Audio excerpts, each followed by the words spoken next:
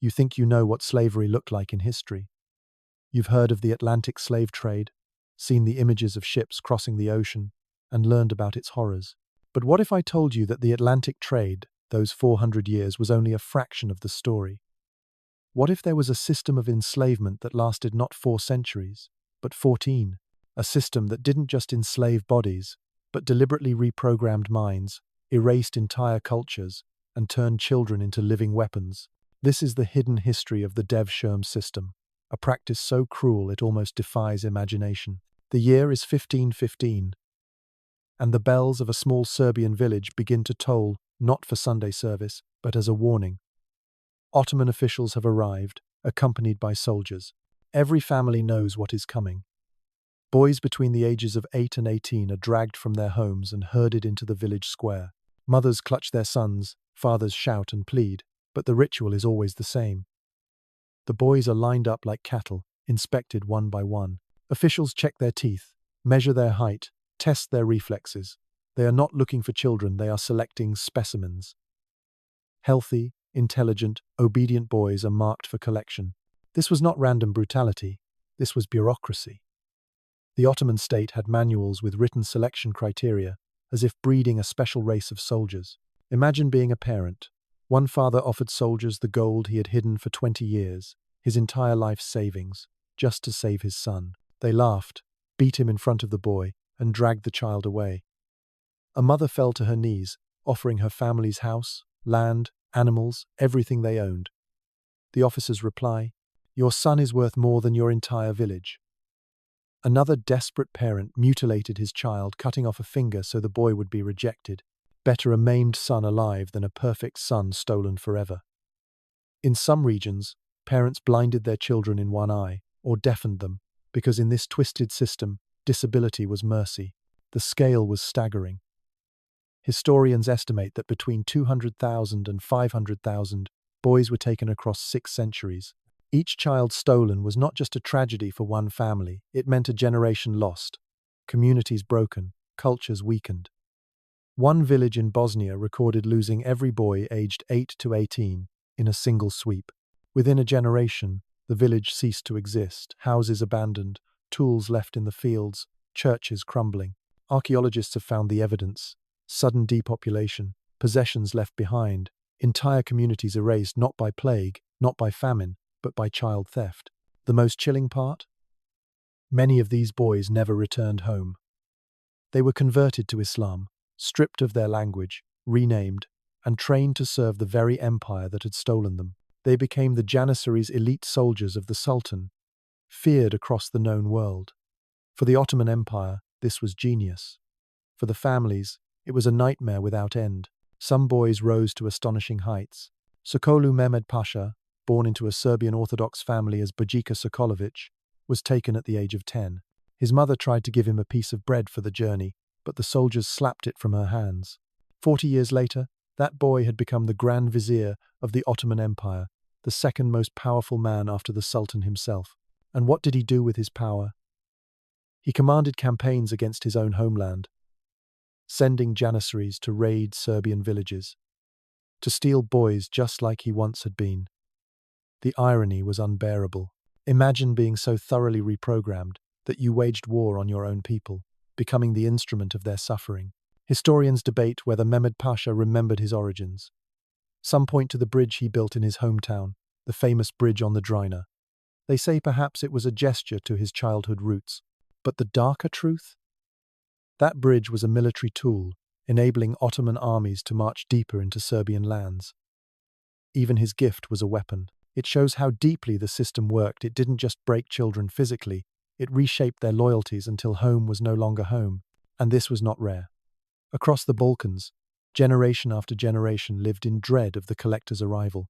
Parents prayed their sons would be overlooked, or that the soldiers would never come. Yet the bureaucracy was merciless. Officials kept detailed records of each collection. Some of those records survive today. Lists of names, ages, villages frozen in time like death registers. In one account, a father wrote, "They took my Marco when he had just learned to help with the harvest." His mother never spoke again. She lived 10 more years, but never said another word. Another described a woman who went mad, setting a place at the table for her son every night for 30 years, speaking to an empty chair as if he might one day return.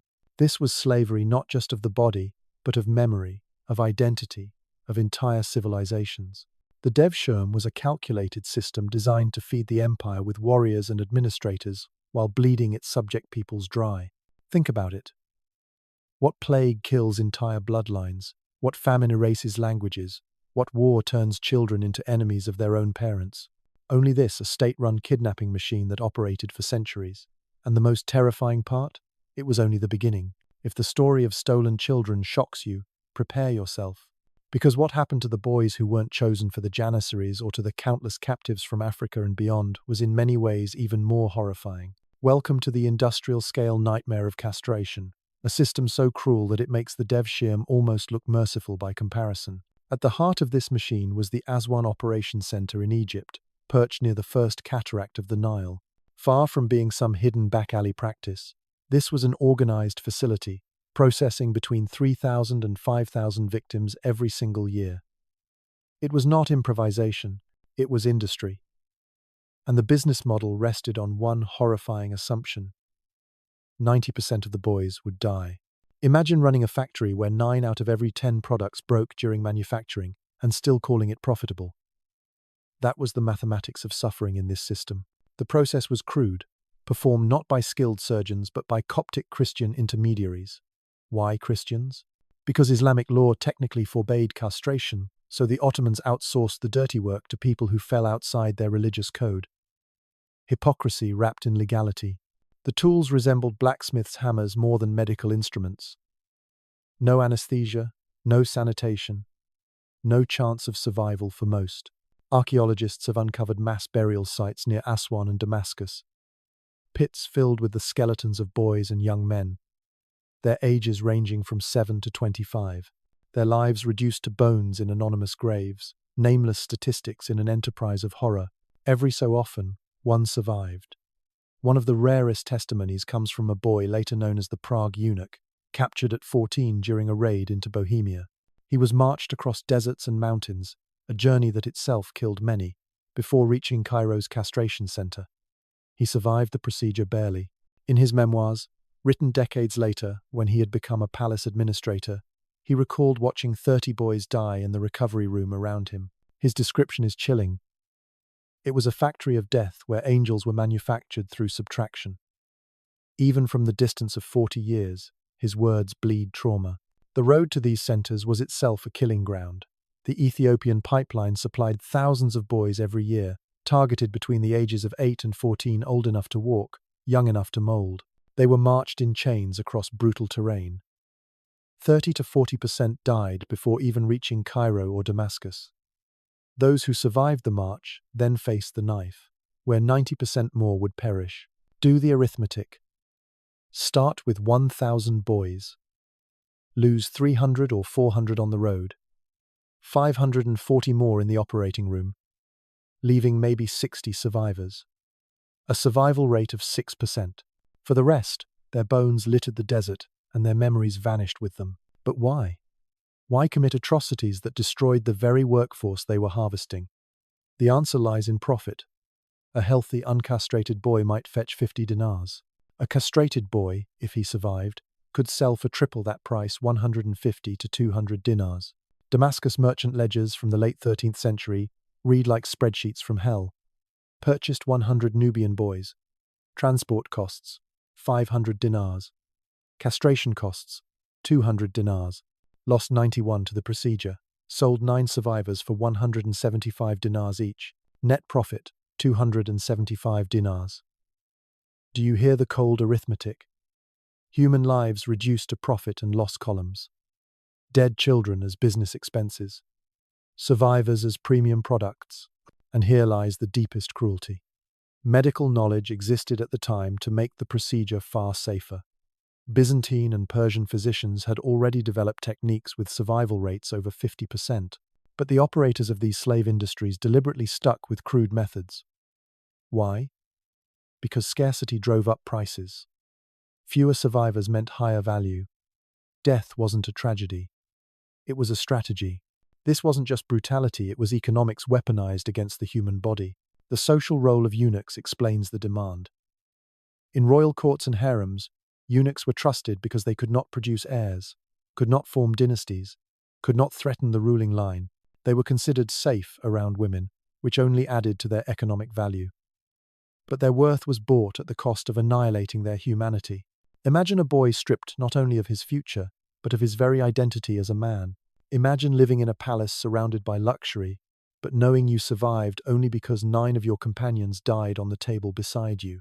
The Ottoman, Mamluk, and Abbasid empires all relied heavily on eunuchs. Palaces, mosques, and armies employed them in staggering numbers. Historians estimate between 5 and 8 million boys were subjected to this process over the centuries. At a 90% mortality rate, that means between 4.5 and 7.2 million deaths. That's a Holocaust stretched across a millennium.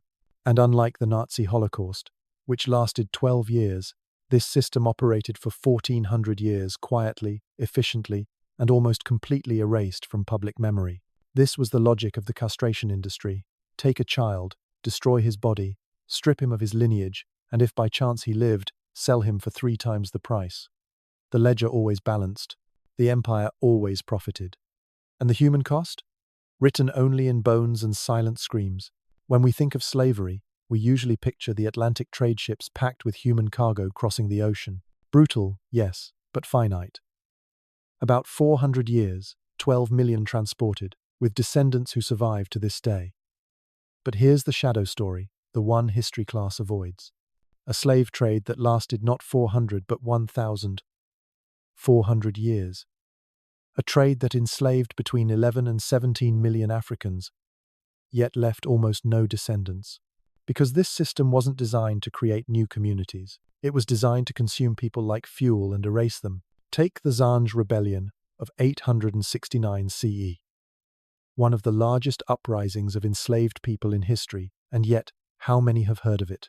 500,000 African slaves, forced to work in the salt marshes of southern Iraq, rose up against their masters. Their lives were hell. Digging salt from poisoned ground, drinking brackish water that burned their throats, their skin eaten away by salt sores. Archaeology confirms what chronicles hint at mass graves filled with malnourished young men, bones showing salt corrosion. Most lasted only 2 to 3 years from arrival before death claimed them. The rebellion raged for 14 years, a desperate fight for survival, but they lost. And when they lost, history erased them. Their voices buried in silence, their graves swallowed by the marshes. If you thought the Atlantic Middle Passage was lethal, the Sahara crossings were worse. 20 separate caravan routes crisscrossed the largest desert on Earth. Captives were forced to walk thousands of miles under the scorching sun, chained together with little water. Mortality averaged 80%. 4 out of every 5 never reached the markets of Cairo, Tripoli, or Damascus.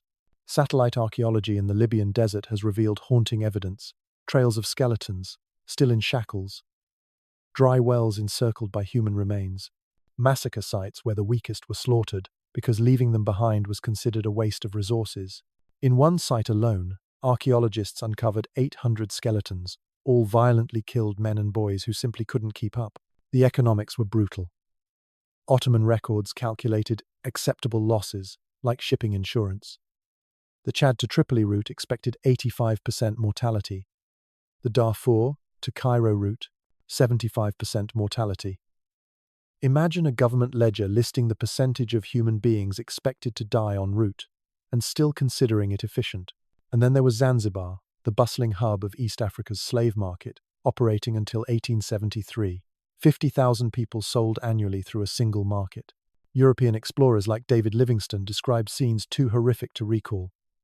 Women and children in chains, bodies wasting under the sun, the smell of sickness and death hanging over the market square. Livingstone wrote, "To overdraw its evils is a simple impossibility. The sights I have seen, though common incidents of the traffic, are so nauseous that I strive to drive them from memory." This from a man who had survived lions, malaria, and months in the wilderness, yet the slave market of Zanzibar haunted him more. Even more chilling was the Nubian tribute system. For 6 centuries, Christian Nubia was forced to deliver 400 slaves every year to Muslim Egypt. 400 lives, every year. For 600 years, 240,000 people in total. Officials came like tax collectors, selecting boys and girls from villages with mechanical cruelty. Imagine living in a town where every year, soldiers arrived to take your children as part of an official quota. Entire communities collapsed. By the 15th century, Nubian Christian civilization had vanished, cities abandoned, churches silent, languages extinct. Not conquered, not assimilated, but erased, one tribute payment at a time. The demographic destruction was catastrophic. Modern population studies show vast swathes of Africa left depopulated for centuries. Entire ethnic groups vanished without a trace. Unlike the Atlantic system, which left 42 million descendants in the Americas, this trade left nothing. Why? Because the men were often castrated and died, and the women were absorbed into harems where their children, if they survived at all, were rarely allowed to form distinct communities. No diaspora, no memory. A genocide so thorough that it deleted its own witnesses. Think of the contrast. The Atlantic slave trade, monstrous though it was, created communities. Afro-Caribbean culture, African-American heritage, music, religion, resistance. Those descendants built jazz, blues, hip-hop. They produced presidents, poets, and philosophers. The victims of the Islamic slave trade? Their lineages end in silence. No cultural legacy, no community to preserve their memory, just bones in the desert and records in dusty archives. This is the cruel genius of the system. By consuming people completely, by ensuring few survived and fewer reproduced, it not only destroyed millions of lives, but also obliterated the very possibility of remembrance.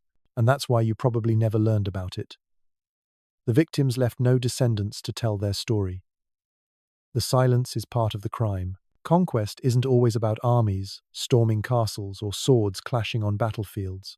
Sometimes, the deadliest weapon is mathematics. Imagine a formula so precise that it guarantees the slow extinction of entire civilizations. Not by sudden massacre, but by economic suffocation, generation after generation, until nothing remains. This was the logic of the jizya and kharaj, two taxes levied on non-Muslim populations in conquered lands. And make no mistake, they weren't about raising revenue. They were instruments of cultural annihilation, crafted with bureaucratic precision. Take a typical Coptic Christian farming family in Egypt around 950 CE. Their harvest, 100 sacks of grain. The kharaj tax claimed 70. That left 30 sacks for a family of 8 to survive the entire year. But wait, they had to set aside seed for next year's planting. Realistically, maybe 20 sacks remained. 20 sacks to feed 8 mouths for 12 months. Hunger was inevitable. Malnutrition killed the weakest children first.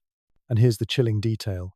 Ottoman and Fatimid tax collectors actually documented these deaths not with compassion, but with cold calculation. One tax register notes, 3 children of Bros the farmer died this winter.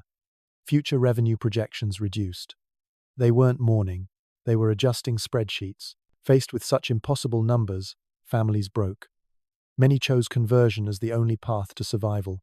A son might abandon the faith of his fathers, become Muslim, and instantly the tax burden dropped from 70% to 25%. Suddenly the family could live. Conversion wasn't about belief, it was about survival. Yet, this lifeline carried a hidden curse. Under Islamic inheritance law, a Muslim son could not inherit from his Christian parents. The land would pass out of the family, often sold to Muslim landlords. Immediate survival purchased at the cost of eventual extinction. One generation lived, the next disappeared. It was a mathematical trap. The more you struggled to escape, the tighter it closed. The humiliation was just as calculated as the numbers. In Damascus, the annual jizya payment was a ritual of degradation. Christian and Jewish men approached the collector on their knees. A symbolic blow to the neck was delivered as the tax was taken. Fathers prepared their sons for the moment when they too would kneel and be struck an annual performance of subjugation, passed down like an inherited scar. One Christian diarist wrote bitterly, "Today I paid the jizya for the 23rd time. My son watched. I saw in his eyes the moment he chose to convert. I cannot blame him. The system didn't just drain wealth. It broke spirits. Some case studies show just how ruthless this economics of extinction could be.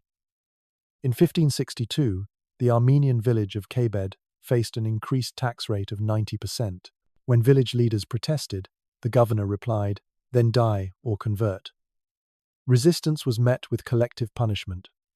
1 in 10 men executed, the rest stripped of weapons, children taken for the devshirm, taxes raised further. Population records tell the rest of the story. In 1560, 500 inhabitants. By 1565, only 50 remained.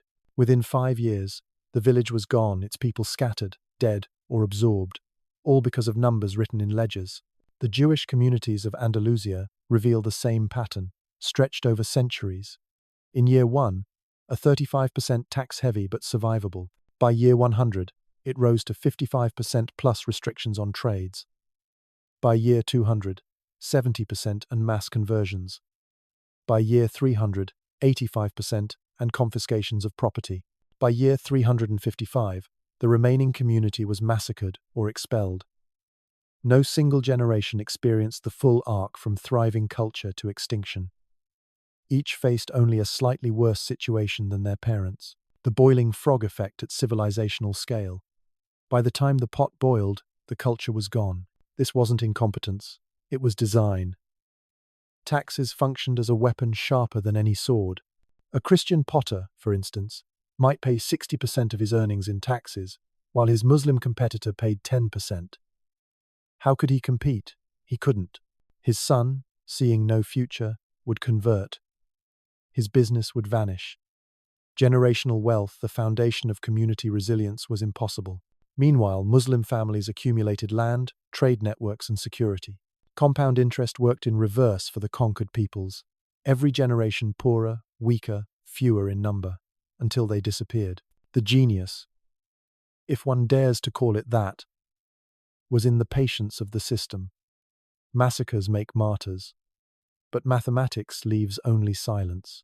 No monuments record the Coptic families starved into conversion, or the Jewish craftsmen bankrupted by taxes, or the Armenian peasants worked into extinction. Yet the effect was more total than any battlefield slaughter.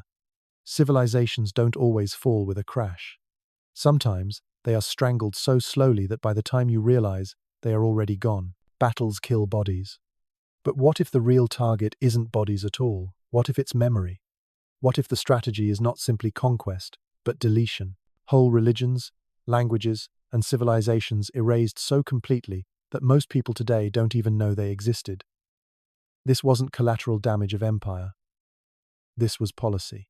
And its effectiveness is measured not in ruins we can visit, but in cultures we can no longer remember. Consider Zoroastrianism, once one of the world's great religions.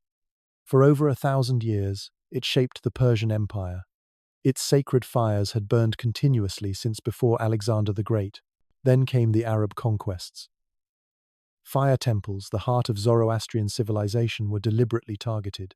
Priests were forced to watch as sacred flames, some kept alive for 50 generations, were doused with water. Within a single decade, records show 40,000 priests executed. Imagine if every pastor, rabbi, imam, and monk in America were systematically murdered in one generation. That was the scale. Sacred texts, the Avesta, existed in millions of copies. Today, we have only fragments burned publicly, destroyed with ceremony. Survivors fled to India, becoming the small Parsi community, carrying scraps of a religion that once guided empires. From millions, reduced to thousands. The campaign of Mahmud of Ghazni in the 11th century turned temple destruction into an industry. Between 1000 and 1027 CE, his armies destroyed an estimated 50,000 Hindu temples across northern India. His own court historians bragged about it. At Somnath, one of Hinduism's most revered temples, centuries of accumulated gold and silver were looted. The idol was shattered, fragments built into the steps of Ghazni's mosque so that every worshipper literally trampled the Hindu god underfoot. The psychological message was brutal and deliberate. Your gods are beneath us.